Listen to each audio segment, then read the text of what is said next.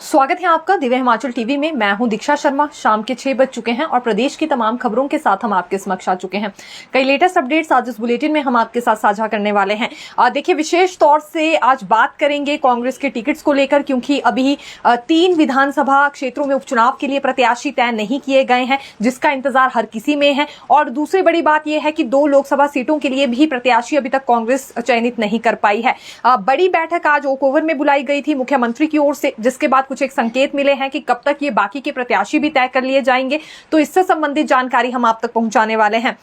मंडी में प्रचार प्रसार करने के लिए मुख्यमंत्री कब जाएंगे, इनका शेड्यूल कब का फाइनल हुआ है, और मंत्री विक्रमादित्य सिंह का साथ देने के लिए क्योंकि वहां ये जाने वाले हैं, तो इस बारे में भी बिल्कुल जानकारी हम आप तक पहुंचाएंगे। JOIT पोस्ट कोड 817 के लिए एक राहत भरी खबर है, क्योंकि अधिसूचना इस पर जारी हुई है। नियमों में पहले संशोधन होना था, जो कि हो चुका है, इस पर नोटिफिकेशन आ चुकी है। इसके बाद अब ये इनका रिजल्ट कब तक घोषित किया जाएगा, क्योंकि अभी डॉक्यूमेंट वेरिफिकेशन भी पूरी होनी है। तो बिल्कुल बारीकी से इस बारे में भी जानकारी हम आपको देने वाले हैं। और JOA 817 के साथ साथ ये दूसरी एक और भर्ती को लेकर भी यहाँ अधिसूचना जारी हुई है।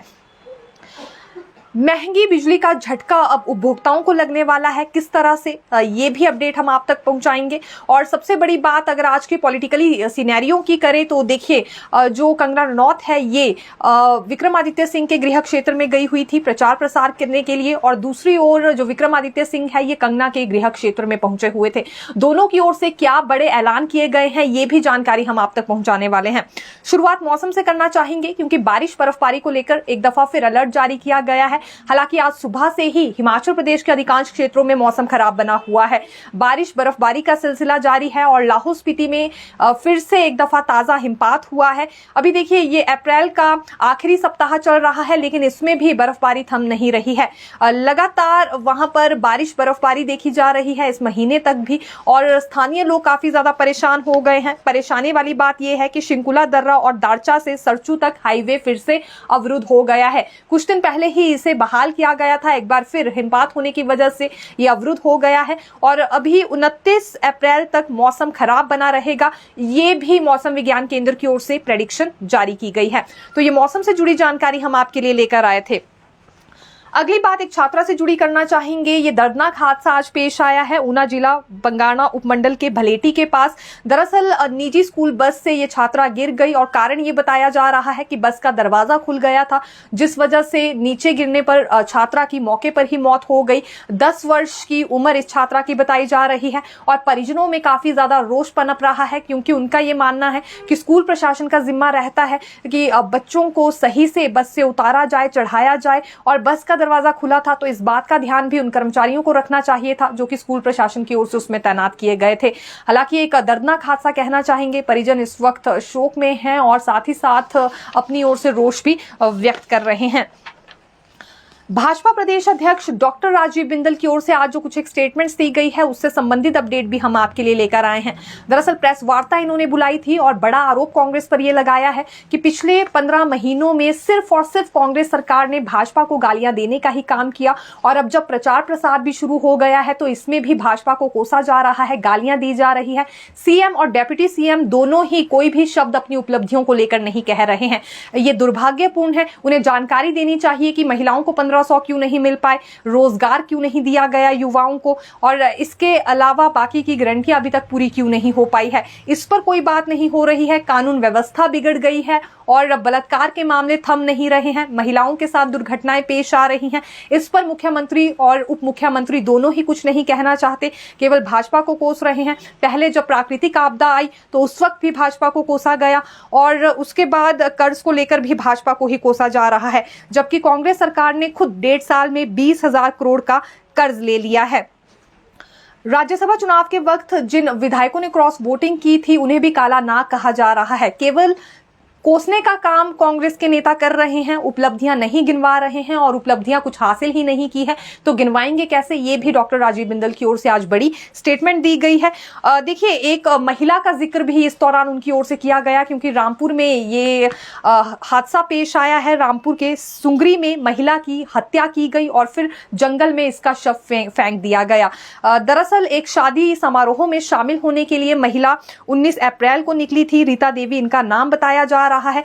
रिश्तेदार की शादी में शामिल होने गई थी और 20 तारीख को इनके पति ने जब संपर्क करने की कोशिश की तो इनका फोन बंद आया। फिर बाकी के रिश्तेदारों से जब उन्होंने संपर्क साधा तो पता चला कि ये शादी समारोह अटेंड करके निकल गई हैं। उसके बाद से लेकर इनका कुछ पता नहीं लग पा रहा था। तो अब देखा जा सकता है रामपुर के सुंगरी में ये एक जंगल है जिसके पास महिला का शव फेंका हुआ था। हालांकि अभी जांच इसकी की जा रही है कि आखिरकार किसने इस हत्या को अंजाम दिया है। चिड़गांव की रहने वाली ये महिला बताई जा रही है और पूरे इलाके में सनसनी एक तरह से फैल गई है क्योंकि महिला का शव बहुत ही बेरहमी से जंगल में फेंका था। ये जो सेल्फ हेल्प ग्रुप्स हैं उसकी भी प्रधान बताई जा रही हैं। महिला के पति की ओर से ही ये जानकारी दी गई है कि सेल्फ हेल्प ग्रुप की भी इस महिला को प्रधान बनाया गया था। किसी के साथ कोई दुश्मनी भी नहीं थी। न जाने फिर किसने महिला की हत्या कर दी है। अब इसमें पूरे साक्ष्य वहां पर जुटाए जा रहे हैं पुलिस टीम की ओर से। देखिए 1500 पर आज एक और नई स्टेटमेंट सामने आई है। ये मंत्री जगत सिंह नेगी की ओर से बयान दिया गया है क्योंकि लगातार भाजपाइयों की ओर से ये सवाल उठाया जा रहा है कि महिलाओं को 1500 क्यों नहीं दिए गए। जितनी भी जनसभाएं भाजपा की ओर से आयोजित हो रही है उसमें मात्र 1500 को लेकर ही सवाल उठ रहा है। तो इस बीच मंत्री जगत सिंह नेगी ने ये कहा कि दलबल के साथ नेता प्रतिपक्ष जयराम ठाकुर चुनाव आयोग पहुंच गए थे और उन्होंने ये 1500 के फॉर्म भरवाना बंद किया। अब महिलाओं के श्राप से बचने के लिए इस तरह की बयानबाजी नेता प्रतिपक्ष कर रहे हैं, लोगों को गुमराह कर रहे हैं। लेकिन महिलाएं सब जान गई हैं क्योंकि आचार संहिता लगने से पहले भी कुछ महिलाओं ने फॉर्म फिल कर दिए थे। लेकिन उसके बावजूद भी ये प्रोसेस रुकवाया गया है। तो महिलाएं इसके लिए भाजपा को बख्शेंगी नहीं।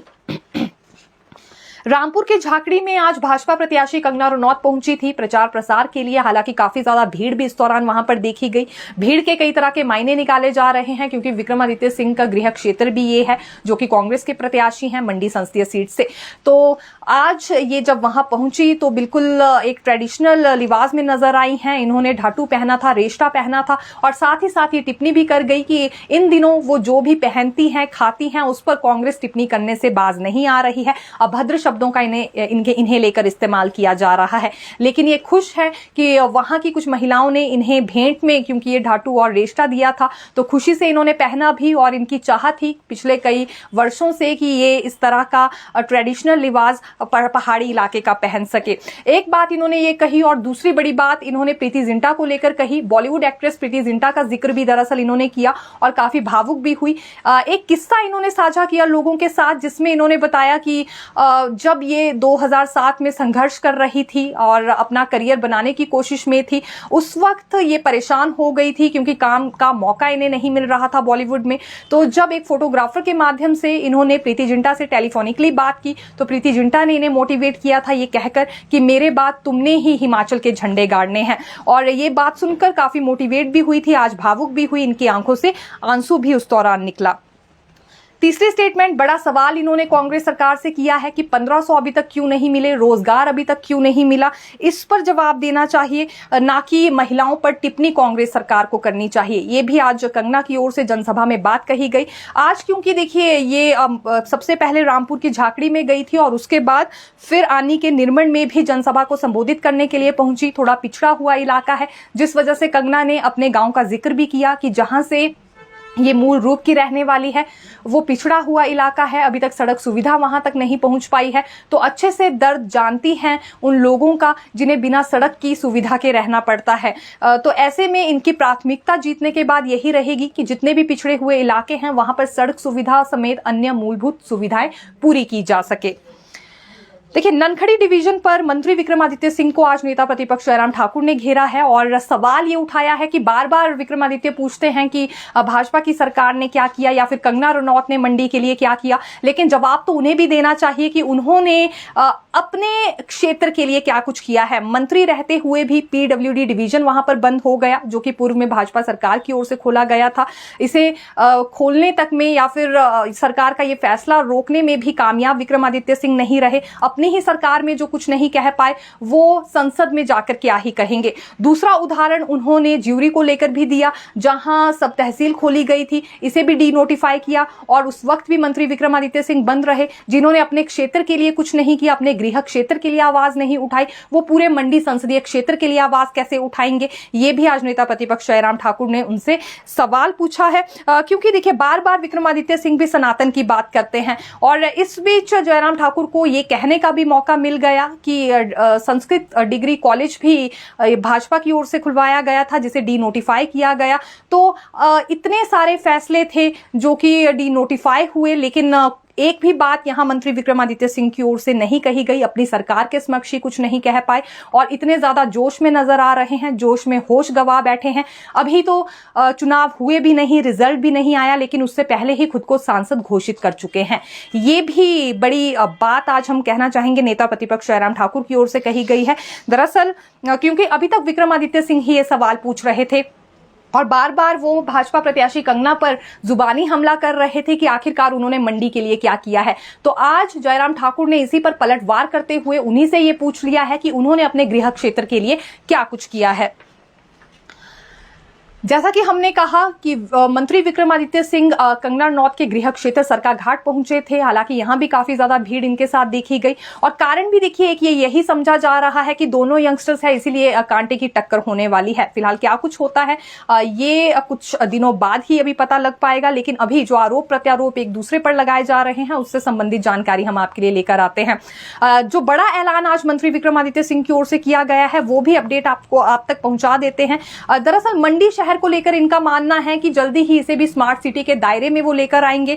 चुनाव जीतने के बाद सबसे पहले मंडी शहर को महानगर के तौर पर विकसित किया जाएगा, जैसा कि धर्मशाला और शिमला में हुआ कि 2000 करोड़ का बजट विस्तारीकरण और नवीनीकरण के लिए इसमें इस्तेमाल हुआ है, वैसा ही ये कदम ये मंडी शहर के लिए भी उठाने वाले हैं और प्रदेश में ही नहीं बल्कि पूरे देश भर में मंडी शहर को ये नंबर 1 बनाकर रहेंगे। ये बड़ा ऐलान आज विक्रमादित्य सिंह ने किया।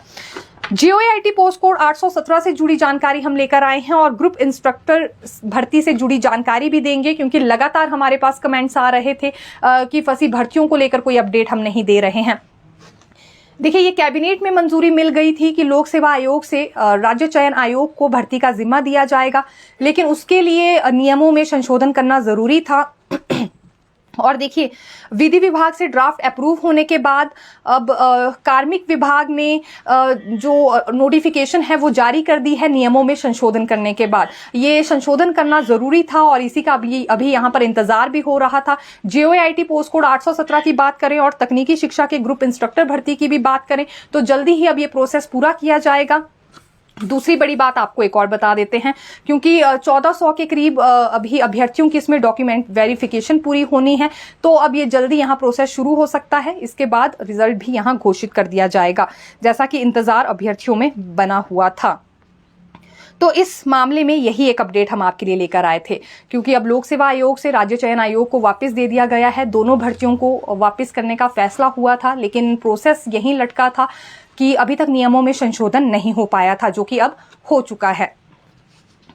शहरी इलाकों में रहने वाले उपभोक्ताओं को एक बड़ा झटका लगने वाला है और ये बिजली क्योंकि महंगी होगी, ऐसा क्यों होगा ये भी अपडेट हम आपको दे देते हैं। दरअसल जिनकी बिजली कनेक्शन बिना NOC के लगे हैं उन्हें ये झटका यहाँ पर लगने वाला है, यानी कि सिर्फ ओनरशिप सर्टिफिकेट से बिजली कनेक्शन लगा है। ऑब्जेक्शन सर्टिफिकेट स्थानीय शहरी निकाय का होना चाहिए। पूरे प्रदेश में ऐसे लाखों मामले हैं। बिजली बोर्ड का कहना है कि 15 मार्च 2024 को रेगुलेटरी कमीशन द्वारा दिए गए टैरिफ ऑर्डर में कहा गया है कि जिनके पास अर्बन लोकल बॉडी TCP या साडा का NOC नहीं है उन्हें ना तो सब्सिडी मिलेगी, ना 125 यूनिट फ्री बिजली और टैरिफ स्लैब भी डोमेस्टिक का लगेगा। तो फिर देखिए ये अपडेट हम लेकर आए थे, इसलिए जरूरी है कि पहले ही ऐसे उपभोक्ता सावधान हो जाए बिना NOC के ही जिनके कनेक्शन लगे हुए हैं। कांग्रेस के टिकटों पर अब आना चाहेंगे पिछले कल, क्योंकि अपडेट हमने आपको दी थी कि अभी 3 टिकट तय हो गए हैं विधानसभा क्षेत्रों में जो उपचुनाव होने हैं उसके लिए। गगरेट से राकेश कालिया, सुजानपुर से कैप्टन रंजीत सिंह और कुटलहर से विवेक शर्मा को प्रत्याशी बनाया गया है। अभी बड़सर, धर्मशाला और लाहौल स्पीति को लेकर फैसला होना है और 2 लोकसभा सीटों पर भी अभी इंतजार ही बना हुआ है। लेकिन आज इस पूरे मामले में अपडेट ये है कि मुख्यमंत्री सुखविंदर सिंह सुक्खू ने अपने सरकारी आवास ओक ओवर में बैठक ली है और इसके बाद जल्दी जल्दी ही प्रत्याशी तय हो सकते हैं। ये माना जा रहा है कि 28 अप्रैल को अगली लिस्ट यहां सामने आ सकती है, जिसमें 3 उपचुनावों के लिए प्रत्याशी और 2 लोकसभा सीटों पर भी प्रत्याशी तय कर दिए जाएंगे। अब क्योंकि देखिए केंद्रीय चुनाव समिति की बैठक तो होनी नहीं है और जो राष्ट्रीय अध्यक्ष है मल्लिकार्जुन खड़गे वो अपने स्तर पर ही मंजूरी दे पाएंगे प्रत्याशियों के लिए, तो उससे पहले आज बैठक मुख्यमंत्री ने बुलाई थी जिसमें चर्चा हुई है कि बाकी के 3 क्षेत्रों में आखिरकार प्रत्याशी कौन होने चाहिए।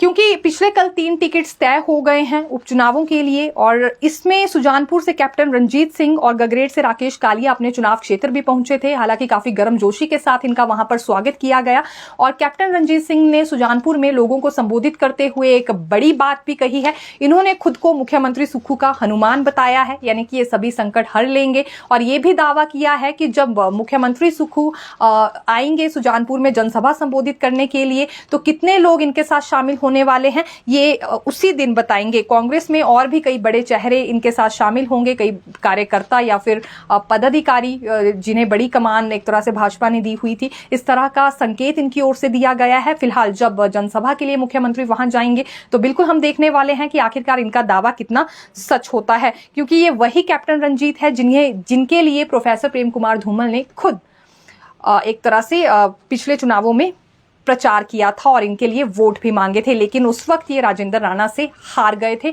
और कुछ ही वोटों से हारे थे। इसीलिए राजेंद्र राणा के साथ अब इनका मुकाबला काफी ज्यादा टक्कर का माना जा रहा है। राजेंद्र राणा जो कि अब भाजपा के प्रत्याशी हैं और कैप्टन रंजीत सिंह कांग्रेस के प्रत्याशी अब पिछले कल तय कर लिए गए हैं। मुख्यमंत्री सुक्खू के टूर से जुड़ी जानकारी भी दें तो लाहौल स्पीति अभी ये जा सकते हैं। हालांकि अभी देखिए लाहौल स्पीति में प्रत्याशी तय नहीं किए गए हैं, लेकिन उससे पहले जाएंगे और कार्यकर्ताओं से मुलाकात करेंगे। अभी डॉक्टर रामलाल मार्कंडे को लेकर भी चर्चाओं का दौर क्योंकि बना हुआ था और अब कांग्रेस का दूसरा मत ये भी हो गया है कि क्यों ना कांग्रेस कैडर से ही कोई प्रत्याशी दिया जाए। इसीलिए लाहौल स्पीति में कार्यकर्ताओं और पदाधिकारियों से मुलाकात करेंगे, फिर उन लोगों का क्या सोच विचार है और उसके बाद फिलहाल इस सीट पर काफी ज्यादा संशय बना हुआ है। हालांकि लाहौल स्पीति में कांग्रेस के पक्ष में ज्यादा वोट्स आ भी सकती हैं। कारण यह है कि 1500 रुपए मिलने की शुरुआत सबसे पहले लाहौल स्पीति से ही की गई है। इसके बाद 29 अप्रैल को हमीरपुर जिला के भोरंज विधानसभा क्षेत्र का भी दौरा करेंगे। अगली बात अगर हम मंडी दौरे की करें तो 1 से 3 मई तक मुख्यमंत्री सुक्खू मंडी संसदीय क्षेत्र में होंगे और मंत्री विक्रमादित्य सिंह का साथ देंगे, क्योंकि वही कांग्रेस प्रत्याशी हैं इस वक्त और अभी खुद वो प्रचार प्रसार में जुटे हैं, लेकिन सहयोग करने के लिए मुख्यमंत्री भी अब वहां पर जा सकते हैं। और 9 मई को क्योंकि नामांकन दर्ज करने वाले हैं विक्रमादित्य, ये ऐलान उनकी ओर से पहले ही कर दिया गया है, इसीलिए मुख्यमंत्री भी इससे पहले जाकर प्रचार प्रसार में उनके साथ जुटने वाले हैं। तो फिलहाल के लिए यही जानकारी, फिर मिलेंगे नई खबर के साथ। देखते रहिए दिव्य हिमाचल टीवी। धन्यवाद।